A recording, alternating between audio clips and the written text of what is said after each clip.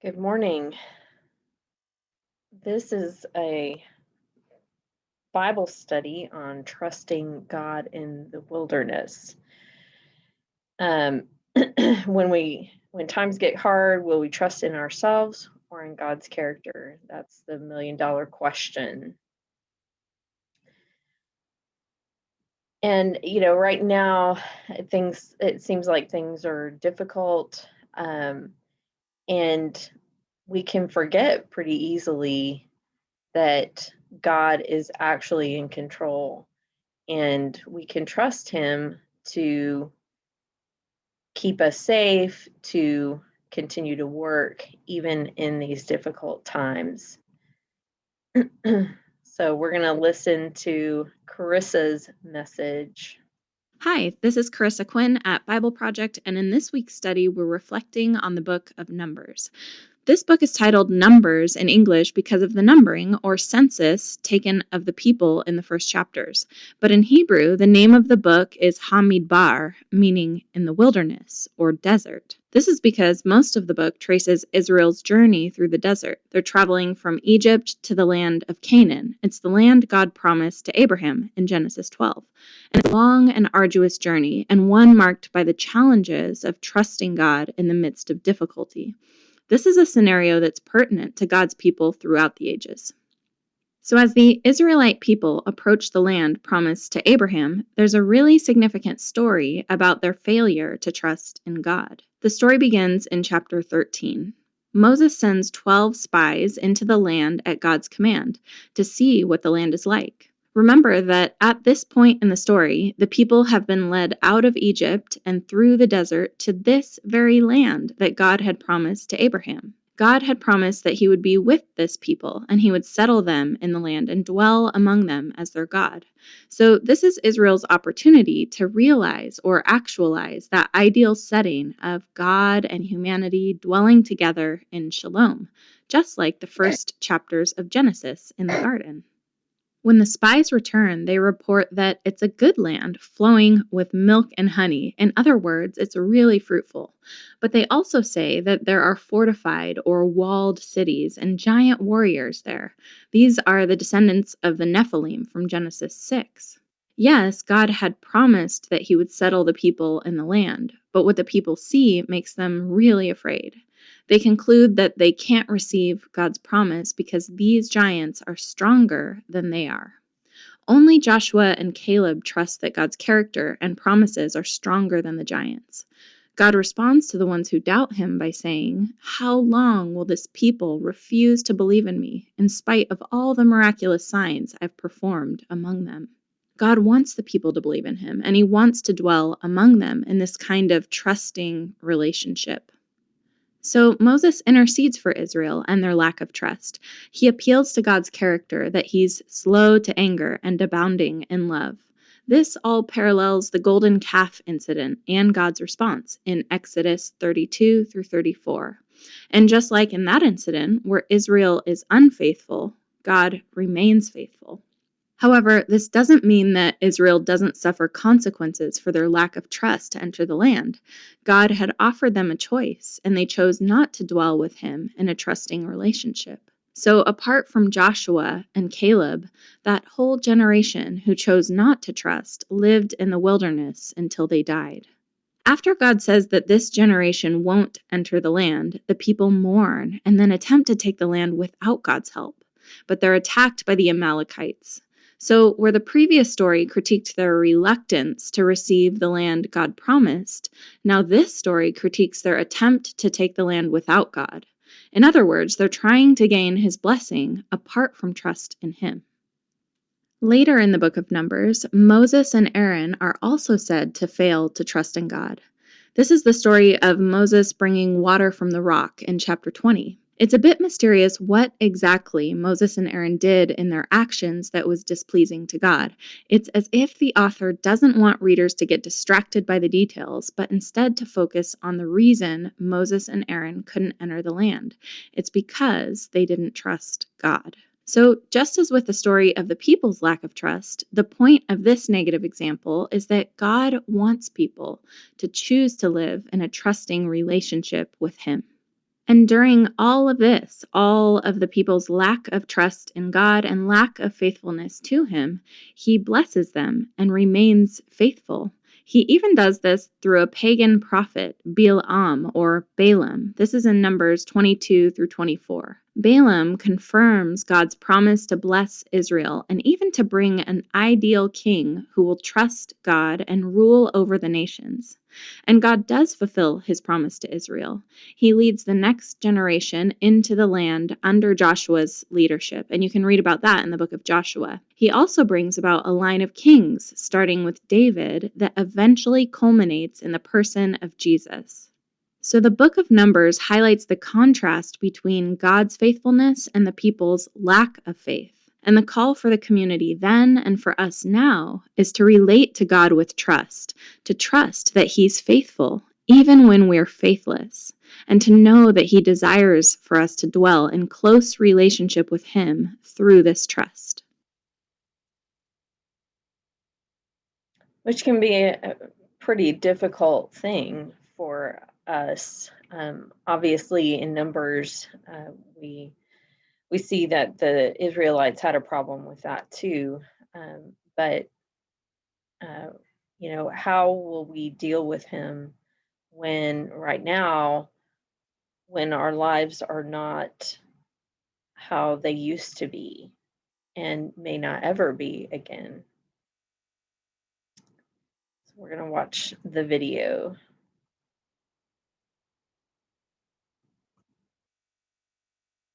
The book of Numbers gets overlooked partly because it has a really boring name. Which is a shame. In the Hebrew tradition, the book's name is Bamidbar, which means in the wilderness. And it's an epic travelogue about Israel's journey through the desert on their way to the land promised to Abraham. Now, this pilgrimage should only take about 2 weeks on foot. But instead, it takes them about 40 years. That's crazy. It's practically half of someone's lifetime. Yeah, it's a very long camping trip with lots of interesting stories, but let's remember it's most helpful to back up and start with how this book is designed. Right. So the book is broken up into 5 sections. There are 3 wilderness locations, broken up by 2 road trips that link all the pieces together. The first wilderness section is Mount Sinai, right here on the map. And then in the second section, they travel to a region called Perron. A whole bunch of things happen here in the wilderness of Perron. And then in this fourth section is Israel's road trip to Moab. The book ends with a large section in the wilderness of Moab, right across the Jordan River from the Promised Land. Now, through all of these sections, the storyline just flows like a gripping dramatic movie. Everything starts great, but then the trip goes horribly wrong, and it all ends with the final redemptive moment, the surprising act of God's grace. So let's jump into this story. It all begins at the wilderness at Mount Sinai, and we've become really familiar with this mountain. Yeah, if you remember, Israel came here after Egypt, and they formed a covenant with God here, got the 10 Commandments here, built the tabernacle here, and they've been at this mountain for 1 full year. And now they take a census to number the people as they prepare to leave. Right, and they're given these instructions for how to organize all those people in the camp. God's presence in the tabernacle, and then the tribe of Levi and the priests around it, and then the rest of the tribes around them. And this pattern, it's this visual symbol for how God's holiness is at the center of their existence as a people. And they're told that when the cloud of God's presence moves, they're to pack up and travel with it. Yeah, the Ark of the Covenant is carried by the Levites out in front, and then the tribe of Judah, and on and on. And this order is also a symbol for how God's holy presence is their leader and guide through the wilderness. We begin the second section of the book with enthusiasm as they leave Mount Sinai and travel up to Perron. God's with them, everything's organized. This is going to be great. But it's not great. After just 3 days on the road, the people are complaining about their hunger and thirst, and then even Moses' brother and sister start bad-mouthing him in front of all the people. Not a great start. But now we're into the third section, the wilderness of Perron. This is where they send the 12 spies to scout out the Promised Land. 2 of those spies come back, and they're really optimistic. But the other 10 are freaked out, and they don't trust God, and they go around saying, we're going to get annihilated in there. And so they start a mutiny, and they try to appoint a new leader who's going to take all the people back to Egypt. And so basically, they are refusing to go into the Promised Land, and God honors their choice. He says that this generation is going to wander for 40 years and die in the wilderness, and only their kids will get to enter the Promised Land. This story here gets brought up many times in the Bible by different authors. Yeah, and it always serves as a reminder that while God remains faithful to his people and his promises, he will honor their choices. He'll let them waste their whole lives if they choose to live in rebellion. Okay, so the trip's been a disaster so far. And it gets worse here in this fourth section as they're traveling to Moab. Even Moses has a moment of rebellion and is disqualified from entering the promised land. Then there's another rebellion among the people. It results in this snake attack. And what makes all these rebellions even worse is that every step of the way, God has been providing. He's been offering forgiveness. He's been giving them food and water and this crazy stuff called manna. Yeah, what is that stuff? Yeah, no idea. But in spite of all this, they keep complaining and they say that they wish they had died in slavery in Egypt. If I was God, I would just give up on these guys. You would think. But that's what makes this story in the final section so surprising.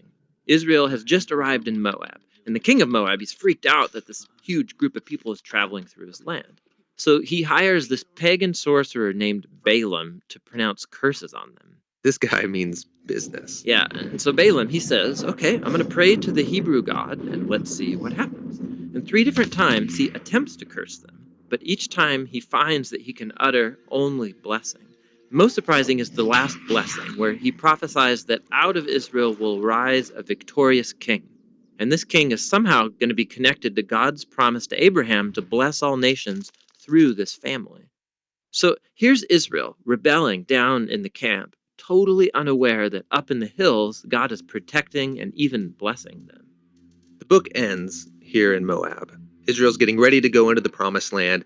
They count up everyone again, just like at the beginning. They're leaving the old generation behind, including Moses. But before they leave Moses, he gives them his last words of warning and wisdom. And that speech is what the next book, Deuteronomy, is all about. This video was funded by 756 people, just like you, gave a few bucks.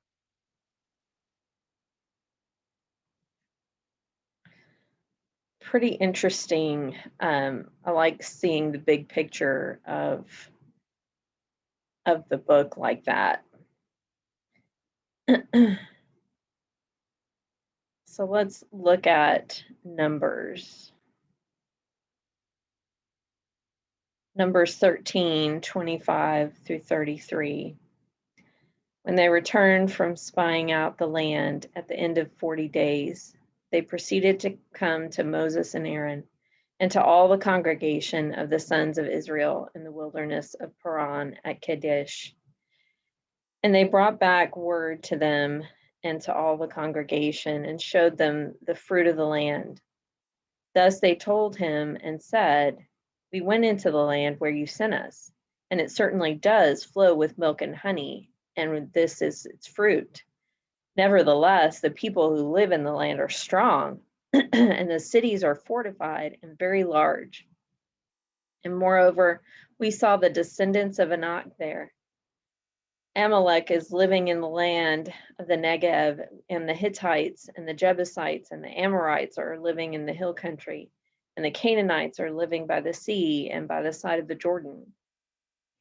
Then Caleb quieted the people before Moses and said, "We should by all means go up and take possession of it, for we will surely overcome it." But the men who had gone up with him said, "We're not able to go up against the people, for they are too strong for us." So they gave out to the sons of Israel a bad report of the land which they had spied out, saying, "The land through which we've gone in spying it out is a land that devours its inhabitants, and all the people whom we saw in it are men of great size. There also we saw the Nephilim, the sons of Anak are part of the Nephilim, and we became like grasshoppers in our own sight, and so we were in their sight." So definitely fear and not trusting that God could take care of it, even though he told them that's what he wanted to do. In Numbers 14, 1 through 34. Then all the congregation lifted up their voices and cried, and the people wept that night. all the sons of Israel grumbled against Moses and Aaron. And the whole congregation said to them, "Would that we had died in the land of Egypt, or would that we had died in this wilderness. Why is the Lord bringing us into this land to fall by the sword? Our wives and our little ones will become plunder. Would it not be better for us to return to Egypt?" So they said to one another, "Let us appoint a leader and return to Egypt." Then Moses and Aaron fell on their faces in the presence of all the assembly of the congregation of the sons of Israel. Joshua the son of Nun and Caleb the son of Jephunneh, of those who had spied out the land, tore their clothes, and they spoke to all the congregation of the sons of Israel, saying, "The land which we had passed through to spy out is an exceedingly good land. If the Lord is pleased with us, then he will bring us into this land and give it to us, a land which flows with milk and honey. Only do not rebel against the Lord, and do not fear the people of the land, for they will be our prey. Their protection has been removed from them, and the Lord is with us. Do not fear them." But all the congregation said to stone them with stones. Then the glory of the Lord appeared in the tent of meeting to all the sons of Israel. The Lord said to Moses, "How long will this people spurn me? How long will they not believe in me, despite all the signs which I have performed in their midst?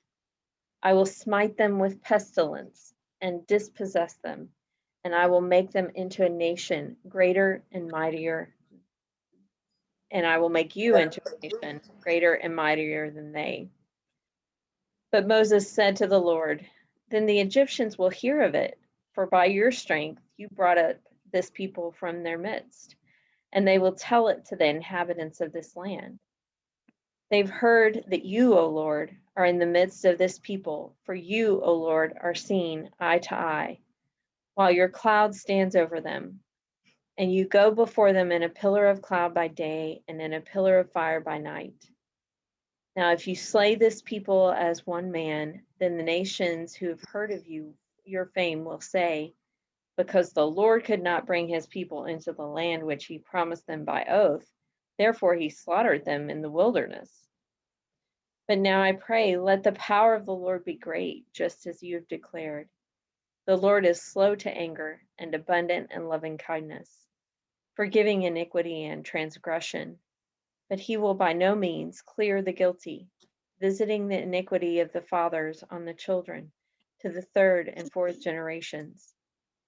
Pardon, I pray, the iniquity of this people according to the greatness of your loving kindness, just as you have also forgiven this people from Egypt even until now." So the Lord said, "I've pardoned them according to your word, but indeed as I live, all the earth will be filled with the glory of the Lord. Surely all the men who have seen my glory and my signs, which I performed in Egypt and in the wilderness, yet have put me to the test these 10 times and have not listened to my voice, shall by no means see the land which I swore to their fathers, nor shall any of those who spurned me see it. But my servant Caleb, because he has had a different spirit and has followed me fully, I will bring into the land which he entered, and his descendants shall take possession of it. Now the Amalekites and the Canaanites live in the valleys. Turn tomorrow and set out to the wilderness by the way of the Red Sea." The Lord spoke to Moses and Aaron, saying, "How long shall I bear with this evil congregation who are grumbling against me? I've heard the complaints of the sons of Israel, which they are making against me. Say to them, as I live, says the Lord, just as you have spoken in my hearing, so I will surely do to you. Your corpses will fall in this wilderness, even all your numbered men, according to your complete number, from 20 years old and upward, who've grumbled against me. Surely you shall not come into the land in which I swore to settle you, except Caleb, the son of Jephunneh, and Joshua, the son of Nun. Your children, however, whom you said would become a prey, I will bring them in, and they will know the land which you have rejected. But as for you, your corpses will fall in this wilderness. Your sons shall be shepherds for 40 years in the wilderness, and they will suffer for your unfaithfulness until your corpses lie in the wilderness, according to the number of days which you spied out the land, 40 days. For every day you shall bear your guilt a year, even 40 years, and you will know my opposition.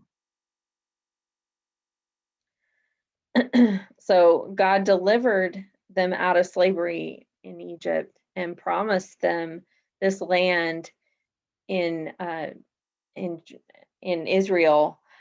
But when it came time, they refused. They doubted him. They forgot that he had protected them and given them everything they needed, and they failed to measure the strength of God's measure, the strength of God's faith, and looked at the giants instead. But God didn't give up on them. He said, okay, y'all are going to die, but your kids will be able to go into this land. So we've been joined. Anybody want to share their thoughts on that?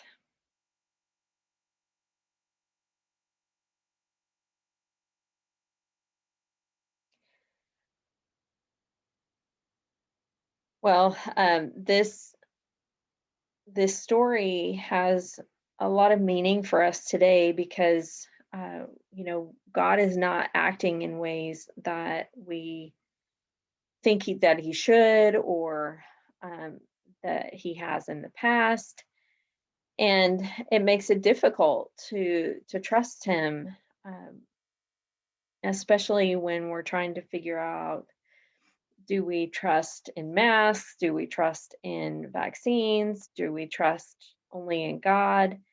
And there's a lot of debate about that, and a lot of conflict about that as well. But I think that we have to remember that God uses people most of the time. So God used Moses and Caleb and Joshua to bring about his will in these times.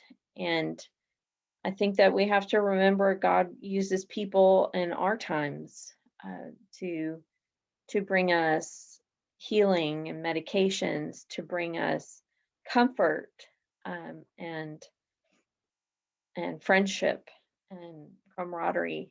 And we need to rely on those things. And hopefully we will get back to a time where we can meet together, and that may be our kind of promised land.